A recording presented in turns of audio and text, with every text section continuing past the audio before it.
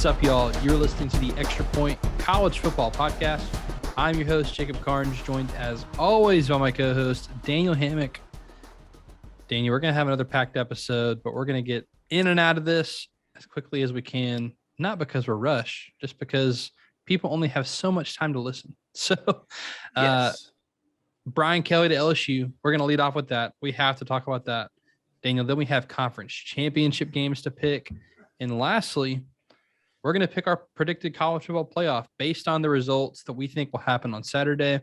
What is our projected college football playoff? So packed episode, different location for me, traveling for work. So, gosh, they sent me to Orlando. What a shame. What a shame. If only you had a Disney World pass. Oh, wait. If only. Okay. Yeah. Okay. All right. Gosh, dinner in Epcot. We had to make that happen tonight. But not what we're here to talk about. Daniel, Brian Kelly to LSU. I mean, you thought the Lincoln Riley news was big. I know we kind of talked about it the last episode. I'm looking at our top 10 jobs saying, like, hey, what other big name coach is either really good or would leave? And I'm like, all right, it's not Saban, it's not Kirby. Like, Lincoln's off the board. Like, I don't think you're taking Ryan Day. And it was like, what about Brian Kelly? Yeah. 24 hours later, here we are. So, I mean, my initial reaction is once again, home run. And Brian Kelly has built sustained success at Notre Dame. And he's going to be able to get the type of players that can win national championships at LSU that he couldn't at Notre Dame. I mean, just given the school's like academic prowess, like, to be honest, and that's Notre Dame's a great like university and institution, but because of that, it limits you from getting some players that might not have the best grades.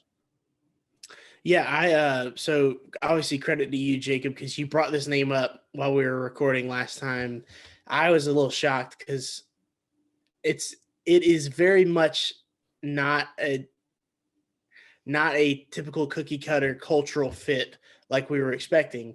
It might be the right fit, but it was not the fit we were expecting. You definitely, I mean, the past two coaches being Les Miles and Ed Orgeron, it's like two basic cartoon characters of coaches.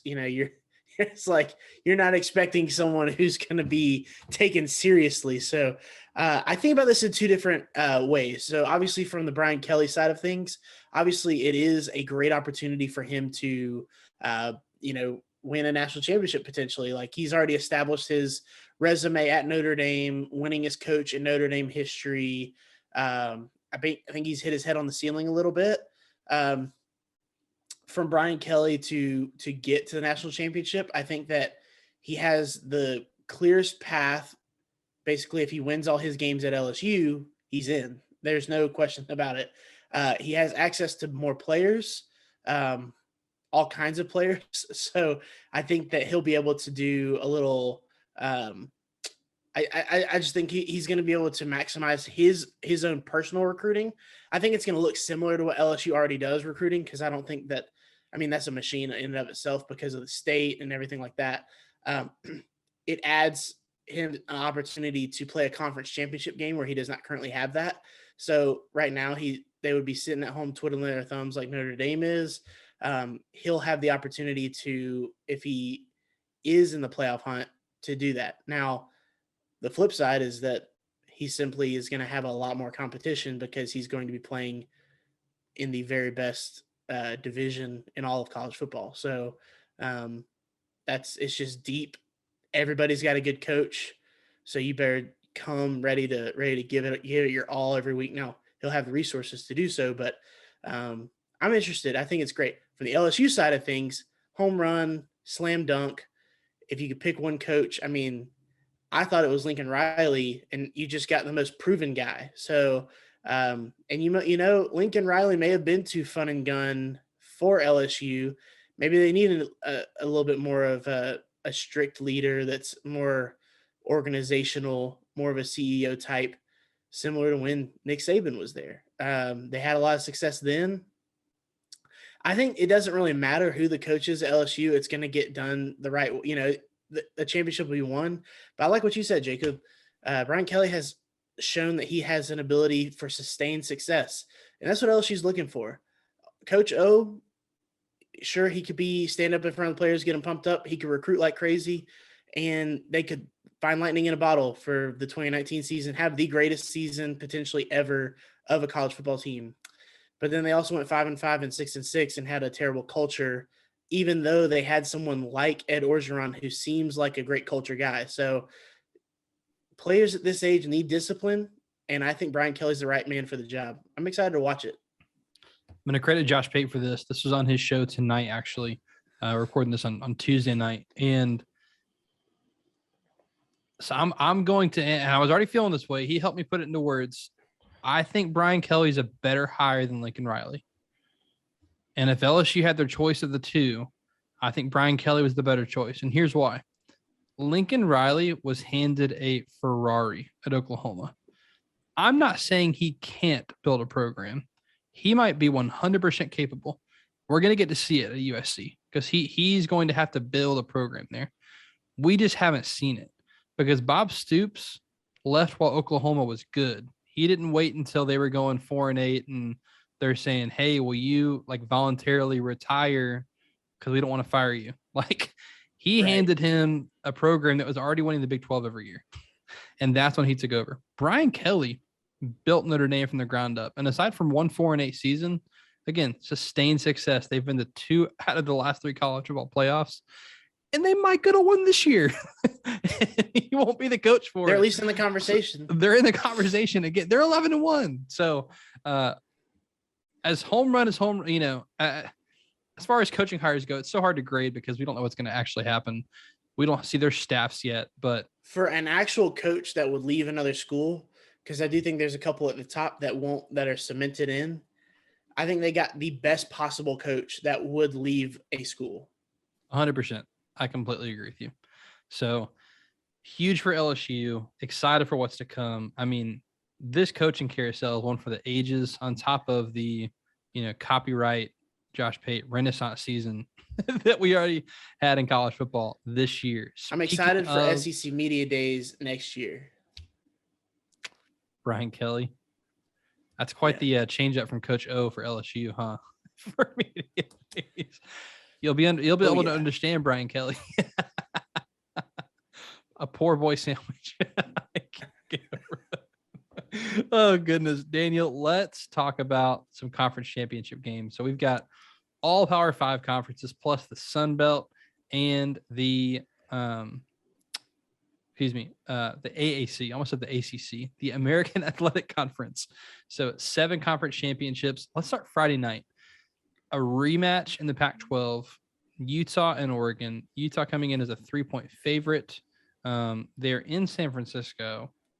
Where are you going with this one, Daniel? Yeah, so I just want to prepare everybody because several of these games are rematches. And I'm going to say something similar, that it's tough to beat a team twice. We've said that for years now. Obviously, I think that's just – it's a principle. It holds true more often than not. I'm going to kind of split it down the middle in my picks today. But this game, I was really adamant before that Oregon and Utah game that I thought Oregon was going to lose one of the 2 games and they were going to win the other one. I predicted Oregon to win the first game and then they were going to lose the championship game to Utah. After watching it and the complete dismantling of Oregon that Utah put on display, I've kind of come off of that. It's a 3-point line. Utah's been a different team since the change at quarterback. I mean, I just think that they're the more physical team and they're the more mentally tough team. And I have a hard time. I feel like Mario Cristobal has at least had one eye at these jobs because it's been such a wild coaching carousel season. And I feel like his name gets brought up all the time. He got brought up for USC. It got brought up for LSU. It got brought up for Florida. It got brought up, and there's not even an opening in Miami, but there could be, but there might not be. Who knows? So I think the distractions alone have kind of caused him to. It would already be tough for him to win this game because of the pedigree that Utah has put out there. I'm just going to go ahead and I'm going to lay the 3 points and take Utah. I do think that Utah handles them twice, and I do think this one's probably closer because Oregon is definitely going to come out with a counterpunch. But I'm only laying 3 points in this game, and I definitely think that Utah wins by a touchdown. So that's where I'm at with it.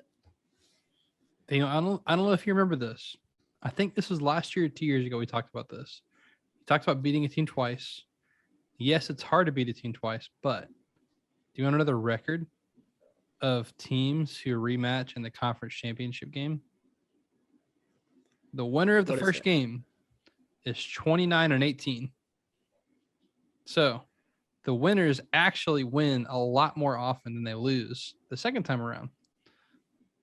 Is that a trend? We'll see. I'm laying the points to Utah. I watched that first game. They beat up Oregon up front. That is not something that you fix overnight. They beat Oregon up on the line of scrimmage.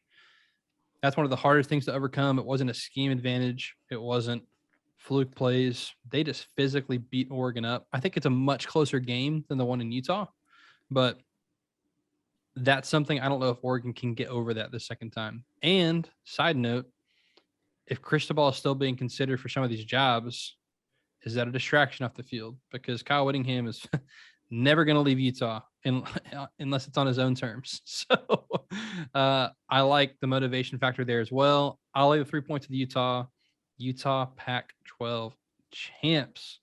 Let's go to Saturday, Big 12 championship. And surprise, surprise, no Oklahoma in the Big 12 championship for the first time in, I don't know, since 1976. And Oklahoma State and Baylor. Oklahoma State sitting as of tonight at 5 in the college football playoff rankings. I believe Baylor was at 7 or 8. Did you see tonight? Yeesh, I'll have to look I don't while we're remember. doing this, but they're right there. Some people have argued Baylor might, if chaos happens, if they win, maybe they're the team that gets in to the college football playoff as a 2-loss team, as a conference champion. So, all that being said, Oklahoma State is a 5.5-point favorite. Where are you going with this game, Daniel? Yeah, so obviously this is another rematch game. This was a game that Oklahoma State took care of Baylor the first time. Baylor was undefeated before this. Oklahoma State beat them 24-14. I think it was kind of a wake-up call for Baylor. I think that they're a better team at this point than they were back then. Obviously, they beat Oklahoma in between that time. Same with Oklahoma State. They took care of Oklahoma last week. I do think that Baylor keeps it much closer. I feel like it's a similar score. I think 24 to like 21 is the score. So I'm taking Baylor in the points, but I think Oklahoma State wins the game. So I'm still on Oklahoma State to win. I think they're the better team and they should win. But I think they're going to be in a dogfight this whole game. And I think it's going to be defensive. So something in the low 20s for a score feels about right. Oklahoma State last week kind of put a stamp on something that I think they were they went under the radar and they were the best team in the Big 12 all season. And it's like, it took last week for me to look back and be like, okay, like none of this was fluky. They were just really good. And if you look at the top 4 teams right now, all 4 of them have phenomenal defenses. All 4 are like a top 5 defense in SP plus, which is, I mean, complete opposite of the last few years of college football. It's fun. So Oklahoma State's defense is phenomenal. Baylor's a really good football team. I just think Oklahoma State has the one elite unit on the field, and that's their defense, and that's good enough to win by a touchdown. And their offense has not been problematic. And sometimes that's all it takes. If you're elite on one side of the ball and you're just not causing problems on the other side of the ball, heck, in 2021, that gets you into the college football playoff. So Oklahoma State wins. I'll take Oklahoma State to cover the 5.5. And hey, shout out to Mike Gundy winning the Big 12, breaking Oklahoma's streak. And it was not Texas to break it. It was Mike Gundy and the Cowboys. So, you got Baylor with the points, Oklahoma State to win. I got Oklahoma State to win and to cover. let's get a little Group of 5 action in here. The Sun Belt Championship game. App State and Louisiana. Louisiana 11-1 coming in. App State 10-2. App State is a 3-point favorite in this one. Daniel, are you taking the Mountaineers or the Raging Cajuns? Yeah, again, this was a game that was previously played. And surprisingly, Louisiana really blew them out. So Louisiana won 41-13. So that's a little bit of a shock as far as I feel like App State's the better team.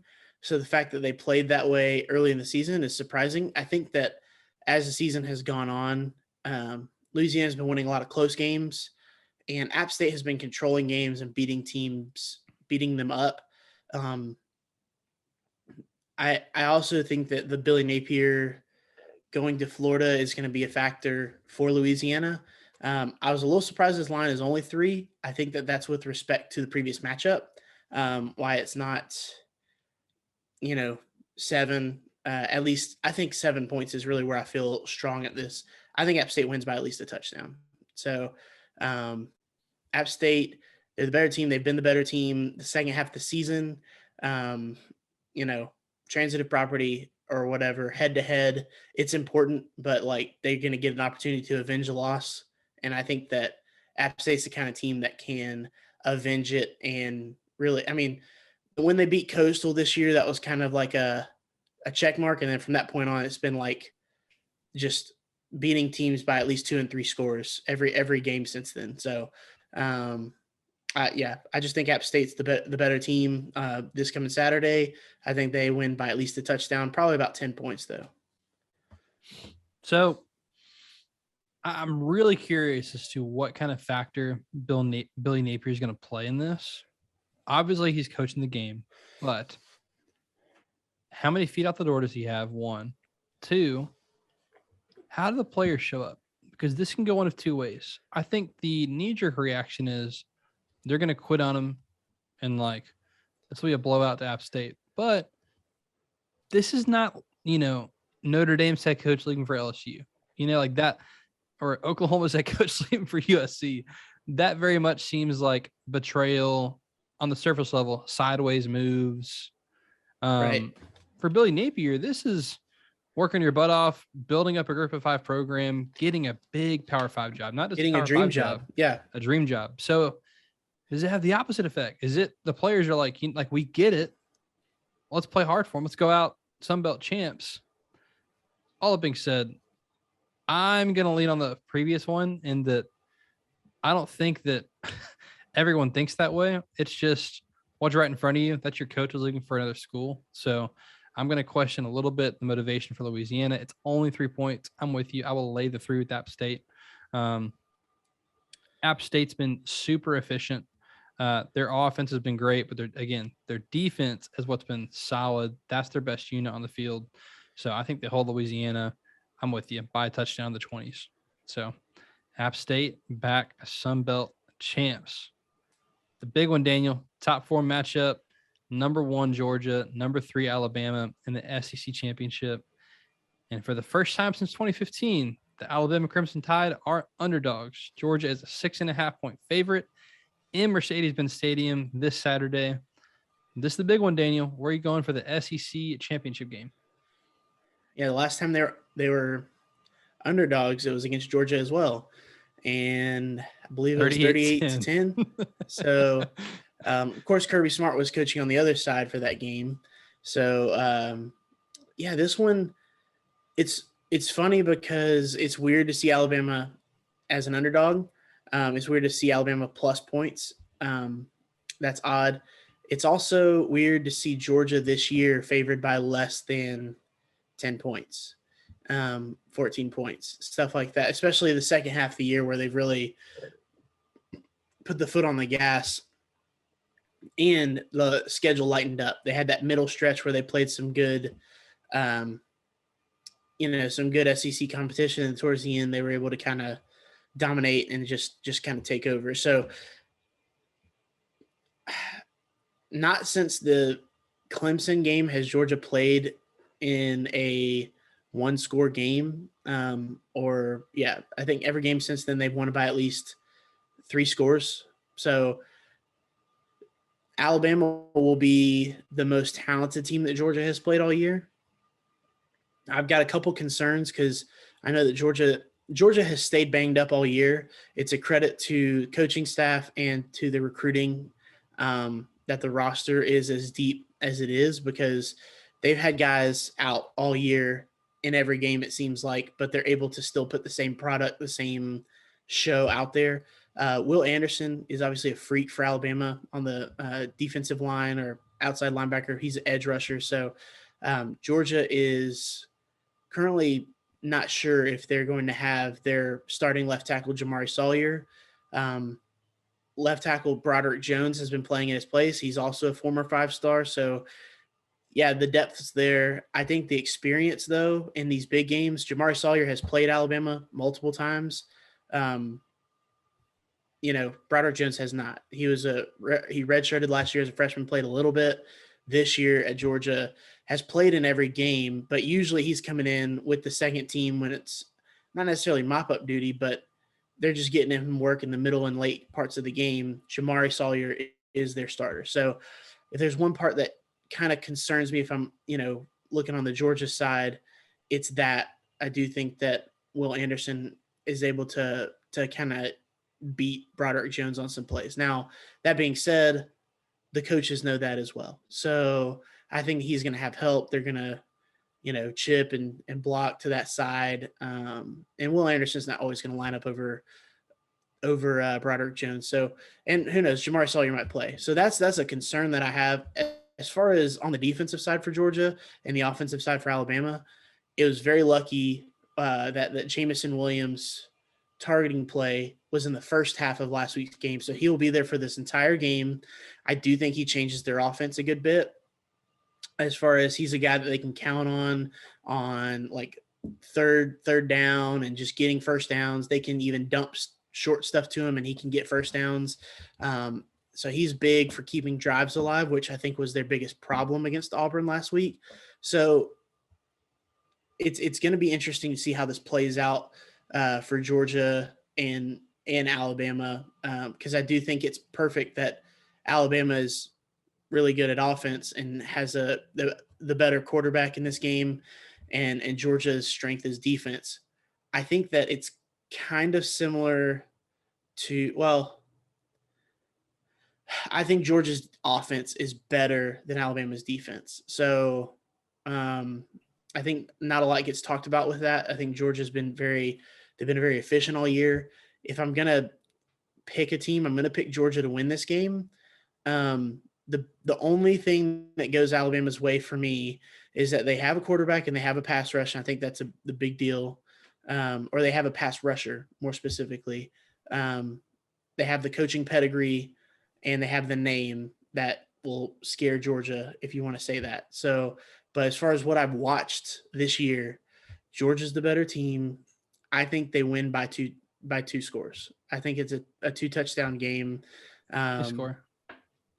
Give you a score. So no one has scored more than 17 on Georgia this year. Let's say that Alabama scores 20 and Georgia scores 35. So 35-20 Georgia.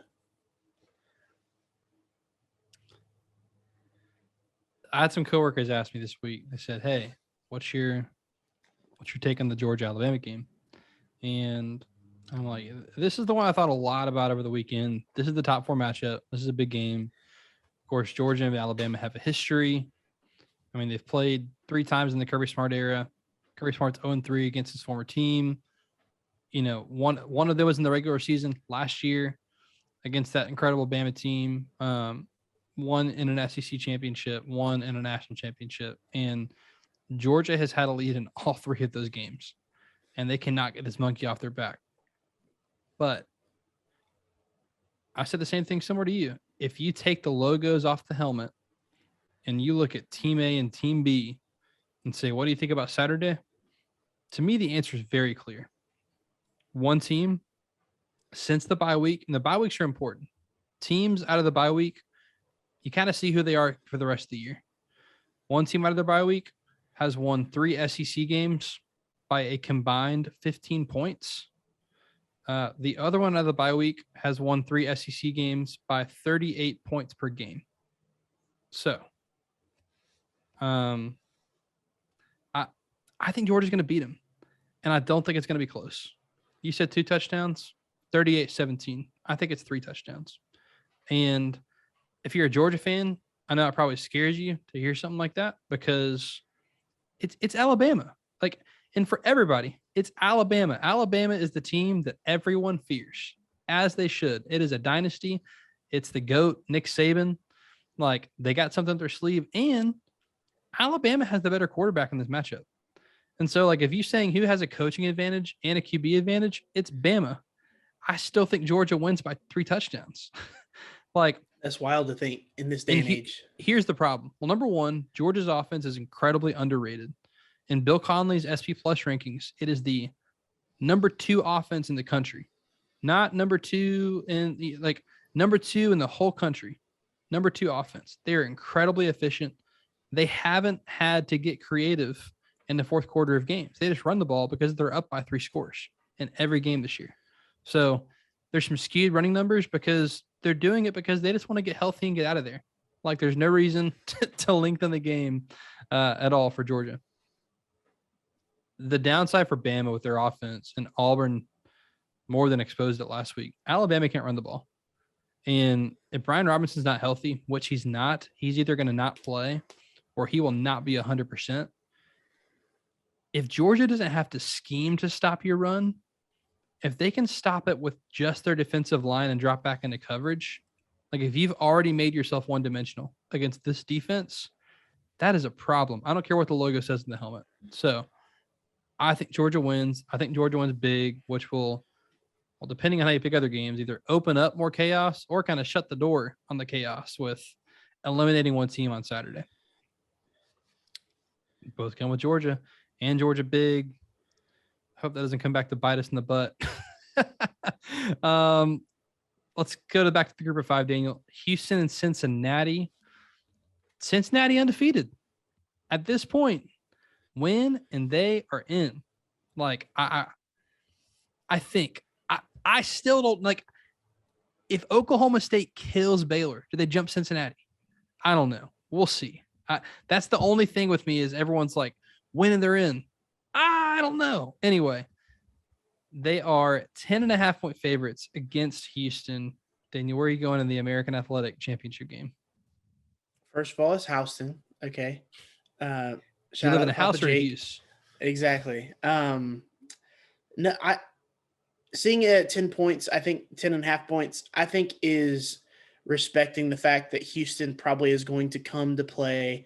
They aren't just a pushover team, and Cincinnati will need to show up with their A game to win this game. They're going to need to do something similar to what they did to SMU. Was it last 2 weeks ago? Mm-hmm. When Cincinnati played SMU, I remember coming in thinking, hey, this is a real shot for someone to put some points up on the Cincinnati defense. I think had that game not played out that same way, I would probably think the same thing of Houston. But unfortunately for Houston, I do think that Cincinnati will shut them down for the most part. I think they'll score points. I think it'll probably be maybe 21 points Houston will score, but I do think that Cincinnati is able to take advantage of offense over Houston's defense. So similar to like what I said with Georgia and Alabama, this one I think is like maybe 38-21 is my final score. I think Cincinnati covers. They cover comfortably. I don't think they run away and hide in this game. I think they're consistently a touchdown to 10 points ahead. And then towards the end of the game, it's Houston really trying to catch up, maybe turning the ball over, and then Cincinnati capitalizing and just putting the game on ice with a late touchdown. Just kind of, maybe like a 10-point game. It's 31-21. Houston's trying to go down and score quick. They throw a pick. Cincinnati goes down, scores a touchdown. Yeah, that feels good. 38-21. Give me Cincinnati. I'm going to change my pick on air. It's never good for me, but I had written down Cincinnati for a lot of same reasons you said. Give me Houston. Straight up. Straight up. Have you ever seen Dana Holgerson in a visor? Dude, It's he insane. is that Rogaine commercial coming at you. All right. It's like And if a Chia Pet had some clogged holes. All right. and here's the thing. If anything I think defines the craziness of this college football season, it is Dana Holgerson's hair coming out of that visor. So Dude. because of that, the mascot of the Renaissance season, Houston straight up. Dude. I have no other reason why other than I kind of wrote down a lot of chalk's just going to hold. Yeah. And it's like for a chaotic season, it's going to be a lot of chalk this week. We need a little chaos in here. Give me Houston straight up. Plus 10.5. Won't need it. Wow. This is going to be a real everybody. Houston straight up because of Dana Holgerson's hair. Moving on to the ACC championship. In Charlotte, we have Clemson. Wait, did I say Pittsburgh? Wake Forest? I have these. Wow. I think I pre-wrote Clemson in here at the beginning. You didn't know there was 2 coastal divisions now, did you? I didn't. No, Wake Forest and Pitt, both teams coming in with 2 losses. Pitt a 3-point favorite. So huge seasons for both of these teams. One of these teams is going to end their season in the Peach Bowl. Daniel, who's going to go to Atlanta? Yeah, I love both of these teams. I love both coaches. I think that the coaches are good about having their team match their identity. And they're both very much just non-flashy coaches. So it's like they just go to work. And that's how these teams have been thus far. Explosive offenses, but they're just very much like a blue collar feel to both teams. Wake Forest, obviously the darling of the beginning of the season where they started off, undefeated for so long. Obviously losses to Clemson and was it North Carolina? And the North Carolina game obviously was a non-conference game, but that one was phenomenal as far as they were still showing that they were up for playing with North Carolina. Clemson is a little bit better. They just took longer to get going. And I'm excited to just see 2 different new blood in the ACC championship game. And I think 2 deserving teams that obviously they're here for a reason, but 10-2 is nothing to snuff at for either one of these teams. Yes, neither one of them is looking at a potential playoff berth with a win, but that's fine. College football existed before the playoff, and one of these teams is going to end their season, like you said, Jacob, wait, did you say the Peach Bowl or the Orange Bowl? Orange Bowl is a semifinal. That's right. Okay, so Peach Bowl would be where the ACC plays. So one of them is going to end up in Atlanta, and I think that's just a great reward for a good season. Now, as far as the game itself goes, like I said, both these offenses are explosive. So if I'm looking for a common denominator, I mean, the defense of Pittsburgh is just a little bit better, a little more competent, tackles better. That's kind of Pat Narduzzi's MO. They haven't been the best defense this year, but they've been good enough, and they play situational defense. Wake Forest, on the other hand, has won despite their defense for most of the year. I do think that Kenny Pickett is having a phenomenal season. He's having a season that it's worthy of potentially a Heisman invitation to New York. And I think that he's going to light up the scoreboard in this game. It's only 3 points that I would have to lay for Pitt. I definitely think that they cover. I think it's because they score so many points. This is going to be a fun one to watch because I think there is going to be a lot of points scored on both sides. I think that Pitt's going to get just a couple of stops. And so you're going to look at maybe a 14-point Pitt win. I think you're going to be in like the 30s and the 40s for the score. It's a Pitt pod, Daniel. The return of the Pitt pod. We were a year early on Pitt. So we have this train going. We get a year early on teams. Pitt, we Iowa picked Georgia State. last year to do it, and it's like now Georgia this year decides that they're ready. So a year early on teams. We are a year early on Pitt. Yeah, it's 3 points. I'm with you in that both offenses are explosive. Both offenses have phenomenal quarterbacks, great systems. The one difference maker to me Pitt's defense is better than Wake Forest's defense. So if I trust a team to get one stop, like the difference in this game could be one team gets one more stop than the other one. And I trust Pitt's defense to get one more stop than Wake Forest's defense.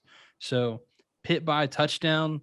At worst, I got to push with 3 points, hopefully. This Yeah, game will return to whet the the pit pod. appetite for college basketball, though, because it's going to be Oh, yeah. a bunch of 64 balls in the to air. Yeah, exactly. I don't know. What do you think? I mean, 45 to 38, like something in there. Well, I We'll said by see. 2 scores, so I would be like Ooh, 49-35 would be more of there my you go. vein, but still, I mean, I think it's an entertaining game from start to finish, and I'm glad it's at night, so it kind of splits. I like how they do championship Saturday because, like, why compete with yourself? So most games you're able to space out. Big 12s at noon, you know, SEC's in the middle there, and then at night, yeah, you have ACC and Big 12 or Big 10, excuse me, but chances are one of those might not be the most interesting game. So you'll have one good one to watch at night. Love it. Michigan and Iowa in the Big Ten championship. Does Michigan have a hangover game? They beat Ohio State. I know that's everything because, again, that's the monkey you had to get off your back. Hadn't beaten them since 2011. You dominate Ohio State. Michigan, a 10.5-point favorite. Can they come out, make a statement, stamp their place in the college football playoff on Saturday? Jacob, before I give you my answer, I need to ask you a question about this game.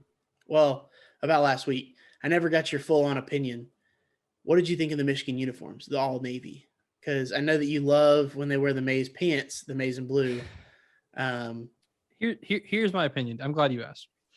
The home uniform, don't touch it. It's perfect. If the away uniform, if you want to wear navy pants, white pants, yellow pants, and mix it up, just don't touch that dang helmet. All right. You can mix up your pants on the road. That's fine. Whatever. I was nervous for Michigan. I thought to myself, they're going to lose this game again because they the wore these pants. daggum blue pants. They are lucky that it worked. Michigan, this is not a sign that, hey, maybe it's the blue pants. It's not the blue pants. It's not. You're just the better team. You were just you're the better team. So I don't know who's the home team in this game. I think it's Let's see. Iowa. Well, I'm gonna look while you're talking. So that's Okay. my opinion on their pants. Well, I'm glad that you gave me your opinion. I personally liked the all navy. I like the maize and blue. I like the maize pants better with the navy tops. But you know what? With the snow and everything, it just kind of felt right that it was a little bit I'm different. with you. But Objectively, it's fine. But it's like the whole who do we say this with? LSU. Yeah. It's like When when they you wore the have all-whites. perfection. And Jacob, that's your favorite uniform. It's top Yes. to bottom. I mean, it's phenomenal. And I have never been a uniform guy until you kind of opened my eyes to it, and I've tried to like pay attention to certain things. So when people have bad uniform takes, I'm like, oh, if you only knew Jacob, he's gonna get all over you. Anyways, so Iowa as far is as the this, home team. So I was the home team. So if we get white Pittsburgh pants, Steelers- it's over. and then Blue or So, maize. if they wear maize, because I was probably gonna wear yellow pants, and so it'd be a lot of yellow pants running around, and it'd be Ooh, very they're gonna wear distracting. blue. So that being said, Michigan on the field. So Iowa has had parts of this season where they've looked unstoppable, and the media has definitely pumped them up a little bit. The defense is very, very good. Now, are they unbeatable? I don't think so.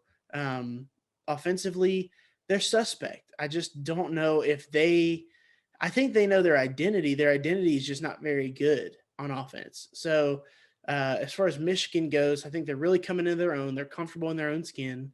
I think they're flipping a championship switch. They've got the Jordan brand. So I do think that they're going to feel, a sense of honor and obligation to uphold what that brand stands for. But aside from that, I think that both teams have good defenses. I think Michigan's defense is good enough to shut out Iowa's offense. And Iowa is going to depend on turnovers like they have most of this year. And I don't think Michigan's going to turn the ball over like what Iowa would need for it to make any sort of consequence. So there may be a turnover in the game, but I think it's going to be limited. I think it's going to be one, if any. And otherwise, I think that Michigan's able to move the ball, running the ball. I don't think they're going to just blow them off the line of scrimmage like they're doing Ohio State. That would be ridiculous. But I do think they've got confidence. I think they're going to play their game. 10.5 points, obviously similar to the Cincinnati and Houston line. It's the exact same, actually. I think they're flipping the championship switch. I think they're ready for this. It might be like 24-7. That's kind of the game I feel is going to happen.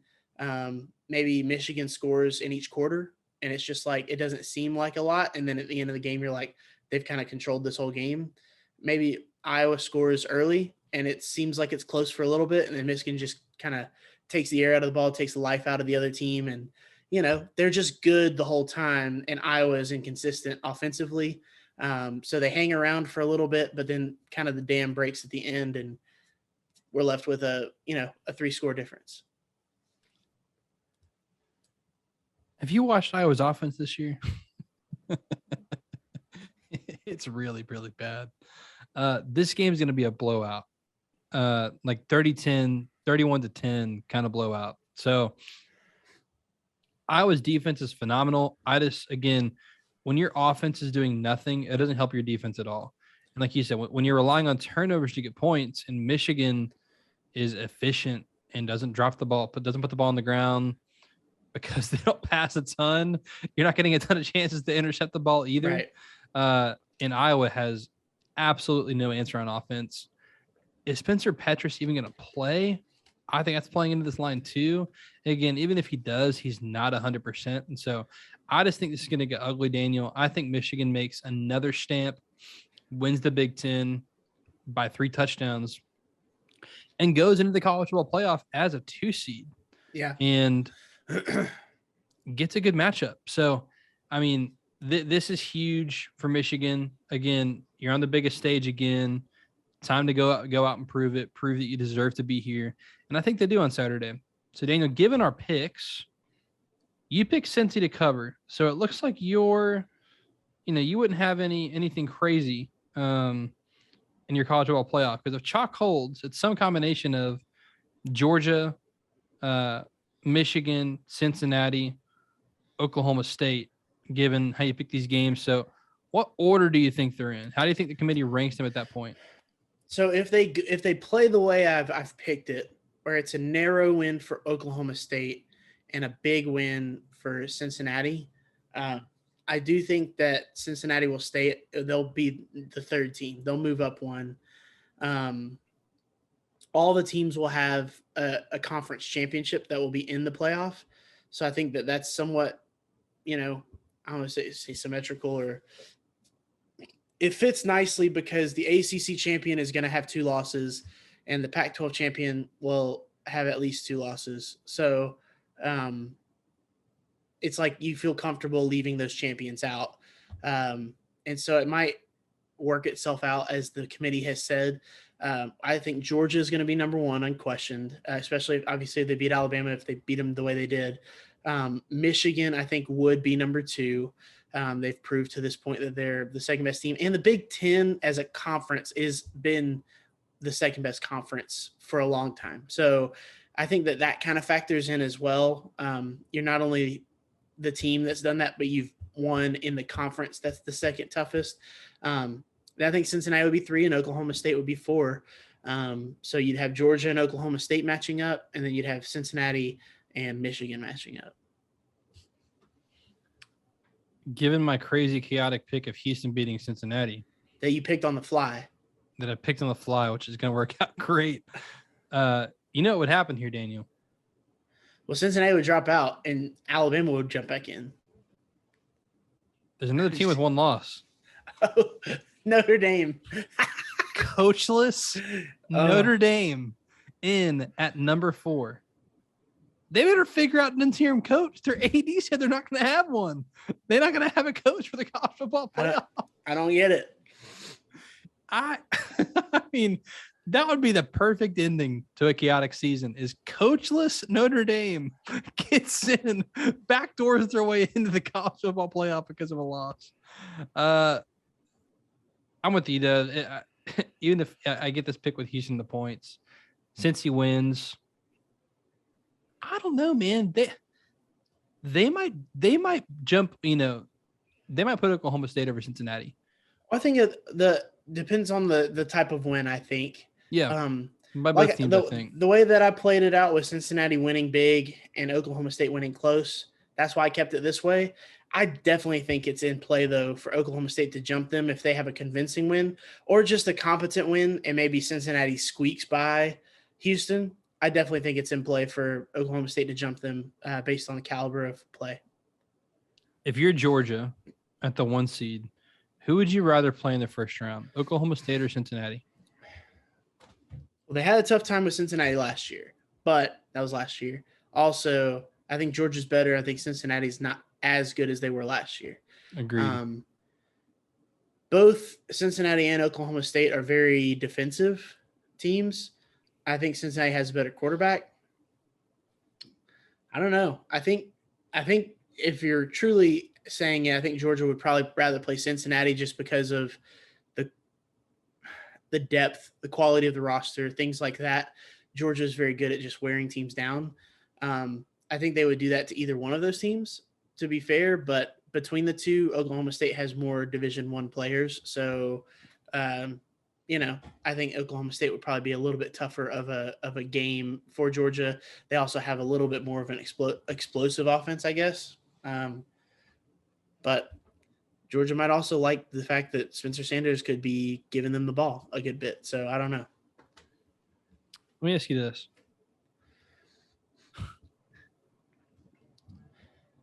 If Alabama beats Georgia, who gets left out? Is it Oklahoma State? And chalk holds outside of that. So Oklahoma State wins the Big 12. Right. Cincinnati wins the American Athletic. Who's out? Is it Oklahoma State or Cincinnati? I think Cincinnati's out. I do too. Like I think when going they have to get to that winning, point and choose, it's going to be, sorry, Cincinnati, thank you for showing up. But so Cincinnati's the biggest Georgia fans this week and hoping that Georgia to win. Alabama is out for sure. That's where I'm like, I don't think it's winning you're in. Like, I do not think they completely control their own destiny. Like Alabama controls their own destiny. Georgia controls their own destiny. Michigan, like if all these teams win, they are in no matter what. It doesn't matter. I don't think Cincinnati is 100% in no matter what if they win because, like you said, if Alabama beats Georgia, I think they're the first ones out. So we'll see. It's been a crazy season, Daniel, so it can only get crazier from this point, right? And we'll be back on Sunday to react to the weekend, start talking about bowls, and hey, we'll have some bowl game picks, some college football playoff picks, national championship picks, all of that coming. Been a fun season, Daniel. It's sad that it's coming to an end, but bowl games are fun. Obviously, championships are fun, all that stuff. But it's like I wish it was September 5th again. Right. You can follow him on Twitter at DeepSouthDaniel. You can follow me on Twitter at Jacob Carnes with a K. And that will do it for this edition of The Extra Point. He is Daniel.